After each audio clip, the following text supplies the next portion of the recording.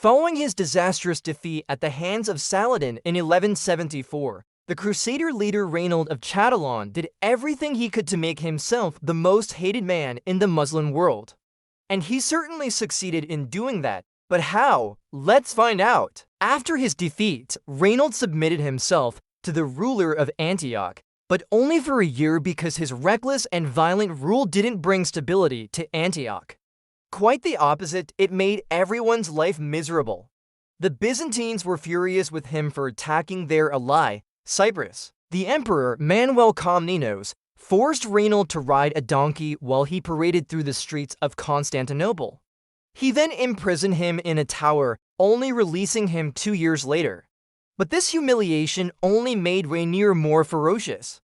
And when he returned to Antioch, he took his revenge on the Muslims.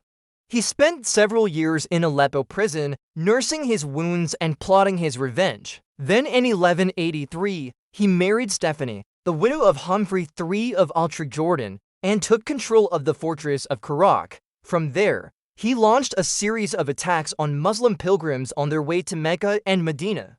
He even threatened to attack Mecca and Medina himself, which was considered a direct assault on the heart of Islam. This earned him the hatred of Muslims all over the world. To make matters worse, he attacked and looted merchant ships in the Red Sea, which caught the attention of Saladin, who was the Sultan of Egypt and Syria at that time. Saladin had already defeated Raynald once, and he considered him a dangerous threat that needed to be eliminated. So he assembled a large fleet and set sail for the Red Sea coast. At the same time, he sent a message to Raynald, giving him an ultimatum. He demanded that Raynald apologize for his attacks on Muslim shipping and pay a hefty sum of money as compensation. When Raynald received the message, he tore it up and threw it in Saladin's face, basically telling him to go F himself. So Saladin had no choice but to attack. What followed was one of the greatest naval battles of the time, which we'll talk about in detail in our next episode. So that's it for today.